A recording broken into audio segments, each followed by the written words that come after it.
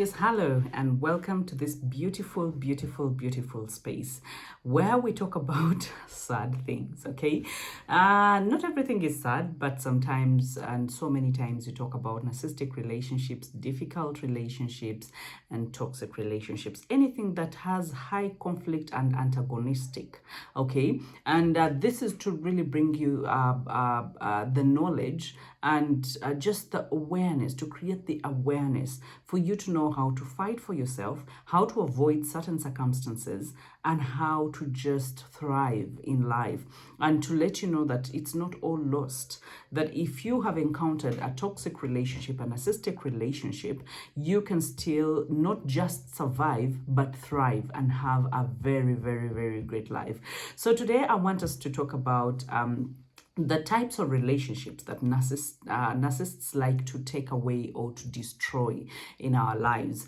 I've met so many people, I have seen so many people in my practice, and these things are quite recurring. Like it appears, it's like a script that has been written that you can know for sure that this person is going to tell you this. Sometimes I tell them, wait, so this is what he did, and this is what she did, and this is what they did.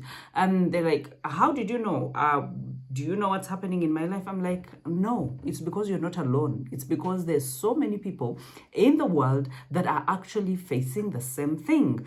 And so many people are struggling to get out of it. Some of them are struggling to be able to cope with it. Different people make different decisions. But I want us to look at these kinds of relationships that they aim to destroy in our lives. And I want us to start with the children, okay? Because when you have children with a narcissist, believe me, they will want to use those children as a narcissistic supply to them. And this is what they tend to want to do, to take away the children from you. Not to just stay with them because they really love them so much, but to make sure that it hurts you and to make sure that it drives you into frustration and despair and desperacy, that you are on the begging end. And because they know that you love your children so much and you're thinking, I cannot trust these children into a narcissistic hands, I should be able to protect them. So they know that you are empathic, they know that you are kind, they know that you are generous, they know that you are loving, they know that you're a giver. So they want to use that against you to make sure that they put you down to your knees to a begging extent, okay? So they love taking away children, and even if they're not taking them away to stay with them, even if it's to stay with their grandparents or to stay somewhere else, but the aim in all this is just to cause you the pain and just to harm you and hurt you and to make you feel so desperate and actually very, very confused, because you'll be asking, what is it that you really want with these children? Because you're not paying for their tuition, you're not buying them food, like you're just not responsible, you've not stepped up, okay? And now all of a sudden you have the audacity to fight for the children. And most times, and this we will talk about in some other segment, when we abandon or when people abandon narcissists, okay? Narcissists don't like being abandoned. That is why when you decide to throw in a towel, to walk away, they would rather raise hell. They would rather do anything, killing you inclusive, just to make sure, because to them, abandonment is very, very problematic and very painful.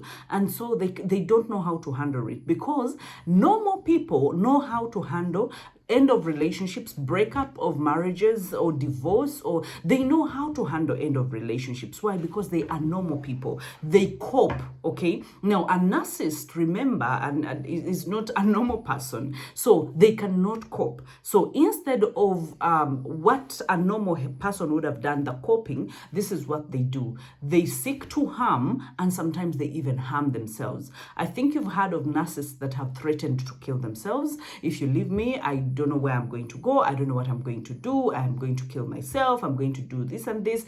And when my clients come to me and they tell me that, I tell them, actually, you have to be very careful, because when a narcissist threatens to kill themselves, there are so many possibilities that they will actually want to harm you as well. So children is one area, okay? And I want us to look at the friends and family. that is another area, that is another relationship that narcissists like destroying. Okay, and so this is what happens. They will want your friends to be their friends, and they will seduce them and convince them, and even your family. That is why so many people keep complaining that actually my family loves the narcissist more than they love that they love me. That even when we have conflict, they would rather side with the narcissist than side with me. And remember, this person is meant to be a stranger. They got into the family as a stranger. I brought this person into our family, but all of a sudden now he or she has everyone in their pockets, and I am the old man out. I am the stranger in this whole equation. So you see, they will make sure that your friends are more loyal to them than they are actually loyal to you. And they do the smear campaign. They will speak ill of you. They will report about every small thing that has happened. Even when you decide to go and say, you know what, I'm throwing in a towel, I don't think this will work. Guess what? It's either your best friend that will know first. It's either your matron that will know first. It's either your best man that will know first. It's either, as in, they will involve someone, and they will make sure that they reach out to that person before you reach out. Because remember, you being generous and kind, you're still sticking to your values, that you don't put your dirty linen out there. So maybe you're holding on to that glory, to that respect, to that self-respect. You even don't want to tarnish his name or her name. So you retain your kindness and your goodness, but the other person runs so fast and makes sure that, because some narcissists think that the way they are is how everyone is. So this is what happens. So they think for you, they think you're going to do the smear campaign or talk to everyone, and then they rush to go before you. They tell them make sure that they tell them everything weird, so that by the time you come, your own friend can look at you and be like, what are you even talking about? Like, their mind has been twisted, and now they are no longer your friend. Why? Because they had their story first and not your story. So do you see how they steal that relationship and destroy that relationship? And the third one I will talk about is the cheating bit.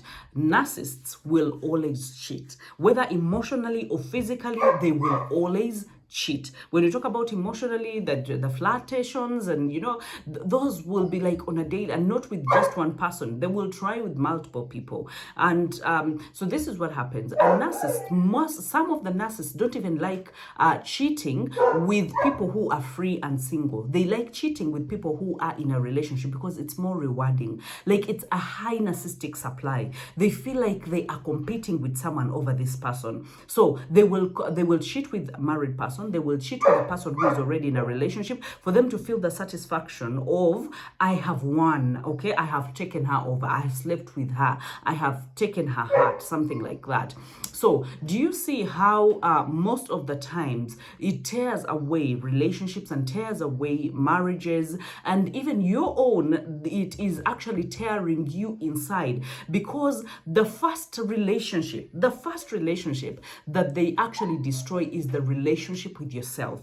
Because when a narcissist cheats on you, when a narcissist discards you, when a narcissist gaslights you, and they devalue you and do everything that they do, this is what happens. You lose your self-esteem, you lose your confidence, and then you start doubting yourself, you start second-guessing yourself. So you have lost a relationship with yourself. And most of the people that come to me tell me that I walked into this relationship a very confident woman, I walked into this relationship a very confident man, but all of a sudden I have to ask even what I'm going to cook, even what to put on. Even I ask about even the smallest things. I can not make decisions. Why? Because every decision that I've made in my life has been beaten down, has been dismantled, has been dismissed, has been devalued, and I have been gaslighted in the end. So you live in a zone of fear and confusion, and you totally lose yourself. That is why when it comes to recovery, we tell you to walk back to yourself. We work towards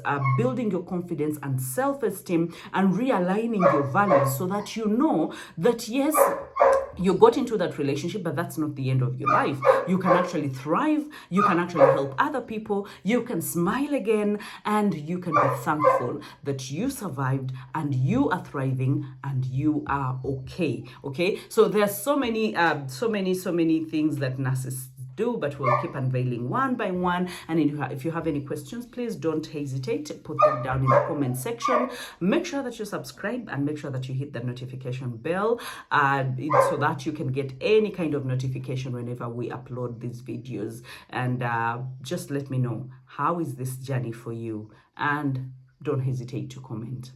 Bye-bye.